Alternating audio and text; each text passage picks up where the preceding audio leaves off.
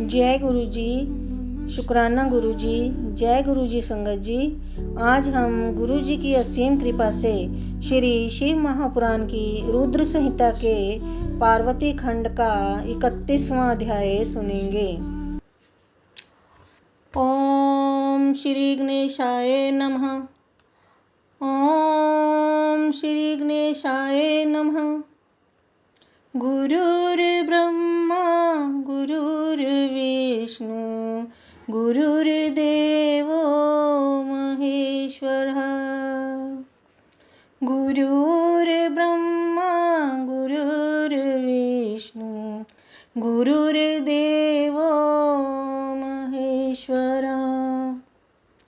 गुरुर्साक्षात् परब्रह्मा तस्मै श्री गुरवे नमः।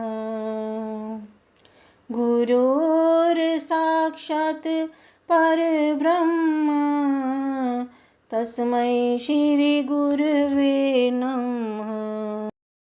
देवताओं के कहने पर शिव का ब्राह्मण वेश में हिमालय के यहाँ जाना और शिव की निंदा करना। ब्रह्मा जी बोले, हे नारद, इस प्रकार मैना और शैलराज की शिव में अनन्य भक्ति देखकर इंद्र आदि सभी देवताओं ने विचार किया। देवता बोले, यदि हिमालय शिवजी में अनन्य भक्ति पूर्वक शंकर जी को अपनी कन्या देंगे तो भारत में अवश्य ही निर्वाण पद प्राप्त कर लेंगे। यदि इन अनंत रत्नों से पूर्ण वे हिमालय वसुंधरा को त्याग कर चले जाएंगे तो निश्चय ही इस पृथ्वी का रतन गर्भा यह नाम व्यर्थ हो जाएगा। इस स्थावर रूप को छोड़कर दिव्य रूप धारण कर और अपनी कन्या शूलधारी शंकर को देकर वे अवश्य ही शिवलोक चले जाएंगे। उन्हें शिवलोक में सारूप्य मुक्ति प्राप्त होगी, इसमें संशय नहीं। वहाँ अनेक प्रकार के श्रेष्ठ भोगों को भोग कर वे मुक्त हो जाएंगे। ब्रह्मा जी बोले, यह कहकर वे सभी देवता इस बात का विचार कर विस्मित हो परस्पर मंत्रणा करके बृहस्पति को हिमालय के पास भेजने की इच्छा करने लगे। हे नारद, तब इंद्र आदि सभी देवता स्वार्थ साधन की इच्छा से विनम्र होकर प्रीतिपूर्वक बृहस्पति के घर गए। वे देवता वहां जाकर बृहस्पति को प्रणाम करके आदरपूर्वक उन गुरु से सारा वृतांत कहने लगे। देवता बोले, हे गुरु, आप हम लोगों की कार्य सिद्धि के लिए हिमालय के पास जाइए और वहां जाकर प्रयत्न पूर्वक शिव की निंदा कीजिए। पार्वती शिव के अतिरिक्त किसी अन्य का वर्ण नहीं करेगी और वे हिमालय बिना इच्छा के ही अपनी कन्या पार्वती का विवाह शिवजी के साथ करेंगे और शीघ्र ही इसका फल प्राप्त कर लेंगे। हे गुरु, हम लोगों की इच्छा है कि हिमालय अभी पृथ्वी पर निवास करें, अतः आप अनेक रत्नों को धारण करने वाले उन हिमालय को पृथ्वी पर स्थापित कीजिए। ब्रह्मा जी बोले, देवगणों की यह बात सुनकर बृहस्पति ने अपने कानों पर हाथ रख लिया और शिवजी का नाम स्मरण करते हुए उन्होंने इस बात को स्वीकार नहीं किया। उदार बुद्धि वाले बृहस्पति महादेव जी का स्मरण कर श्रेष्ठ देवताओं को बार बार धिक्कारते हुए कहने लगे। बृहस्पति बोले, हे देवताओं, तुम लोग स्वार्थ साधक और दूसरे के कार्य को विनष्ट करने वाले हो। शंकर जी की निंदा करके मैं निश्चित रूप से नरक चला जाऊंगा। इसलिए आप लोगों में से कोई हिमालय के पास जाकर हिमालय को समझाकर अपना कार्य सिद्ध करे, जिससे वे अनिच्छा पूर्वक अपनी कन्या शिवजी को देकर भारत में निवास करें, क्योंकि भक्ति पूर्वक कन्या देकर वे निश्चित ही मोक्ष प्राप्त कर लेंगे। बाद में सप्तऋषि पर्वतराज को समझाएंगे कि यह पार्वती शिवजी को छोड़कर दूसरे किसी का वर्ण नहीं करेगी। अथवा हे देवताओं, आप लोग इंद्र के साथ ब्रह्मलोक को जाएं और अपना सारा वृतांत ब्रह्मा जी को बताएं। वे ही आप लोगों का कार्य संपन्न करेंगे। ब्रह्मा जी बोले, यह सुनकर और विचार कर वे सभी देवता मेरी सभा में आए और प्रणाम कर आदर पूर्वक अपना सारा वृतांत उन्होंने मुझसे निवेदन किया। हे मुने, तब देवताओं की उस शिव निंदा विषयक बात को सुनकर वेद वक्ता मैं दुखी होकर उन देवताओं से कहने लगा। ब्रह्मा जी बोले, हे वत्सो, मैं शिवजी की दुसह निंदा नहीं कर सकता हूँ, क्योंकि शिवजी की निंदा संपत्ति का विनाश करने वाली एवं विपत्तियों का कारण है। इसलिए हे देवताओं, आप लोग कैलाश पर जाएं और शिव को संतुष्ट करें तथा उन्हीं को हिमालय के घर भेजिए। वे ही स्वयं हिमालय के घर जाकर अपनी निंदा करें, क्योंकि पर निंदा विनाश के लिए और आत्म निंदा यश के लिए कही गई है।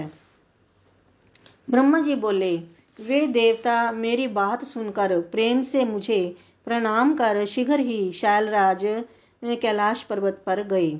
वहां जाकर शिवजी को देखकर सिर झुकाकर शिवजी को प्रणाम करके हाथ जोड़कर वे सभी देवता उन शिवजी की स्तुति करने लगे।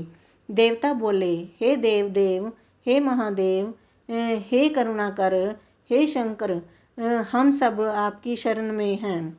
आपको प्रणाम है, हम लोगों पर कृपा कीजिए। हे स्वामिन, आप भक्त वत्सल हैं, सदा भक्तों का कार्य करने वाले, दीनों का उद्धार करने वाले, कृपा सिंधु और भक्तों की आपत्ति दूर करने वाले हैं। ब्रह्मा जी बोले, इस प्रकार इंद्र आदि देवगणों ने शिवजी की स्तुति करके बड़े आदर के साथ अपना सारा वृतांत उनसे निवेदन किया। देवताओं की उस बात को सुनकर शिवजी ने उसे स्वीकार कर लिया और उन्होंने हंसकर देवताओं को आश्वासन देकर उन्हें विदा कर दिया।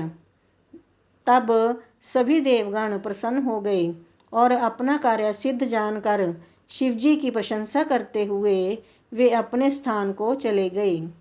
तब वे भक्त वत्सल माहेश निर्विकार महेश्वर भगवान शंभु शैलराज के पास गए।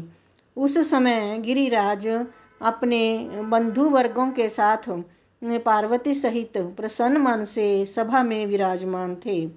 उसी समय दंड, छत्र एवं दिव्य वस्त्र धारण किए तथा उज्ज्वल तिलक लगाए हुए भगवान सदाशिव उनकी सभा में आ गए।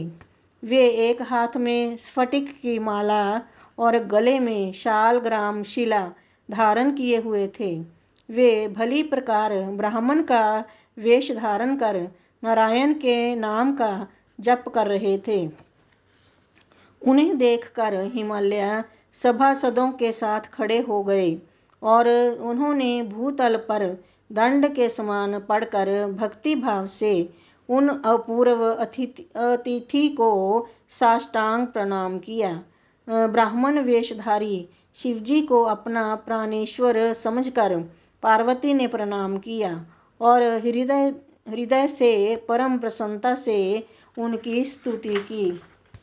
ब्राह्मण वेश धारण करने वाले उन सदाशिव ने बड़े प्रेम पूर्वक उन सब को आशीर्वाद दिया और विशेषकर पार्वती को हृदय से उनका मनोवांछित आशीर्वाद प्रदान किया।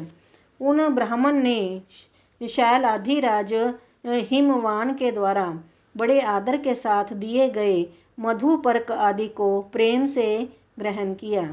हे मुने, इस प्रकार प्रेम पूर्वक उन द्विजेंद्र का विधिवत पूजन करने के पश्चात पर्वत श्रेष्ठ हिमालय उनका कुशल पूछने लगे। पर्वतराज ने उनसे पूछा कि आप कौन हैं? तब विप्रेंद्र गिरिराज से आदर पूर्वक शीघ्र यह वचन कहने लगे। विप्रेंद्र बोले, हे गिरि श्रेष्ठ, मैं बुद्धिमानों में श्रेष्ठ वैष्णव ब्राह्मण हूँ और ज्योतिषी वृत्ति का सहारा लेकर पृथ्वी तल में विचरण करता हूँ।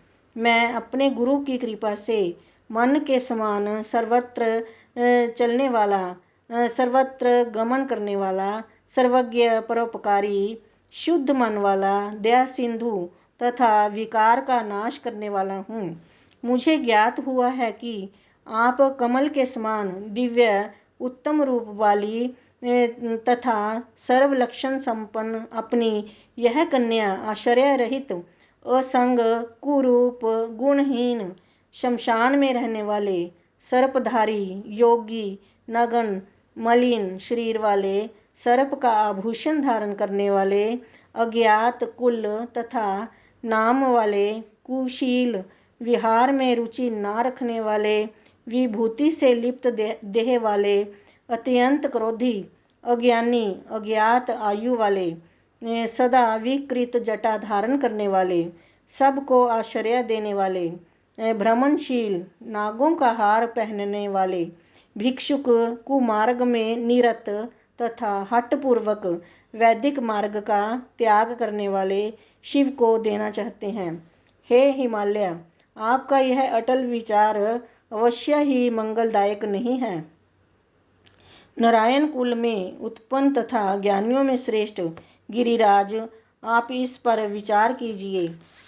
पार्वती के दान कर्म में वे आपके इस दान के अनुरूप पात्र नहीं हैं।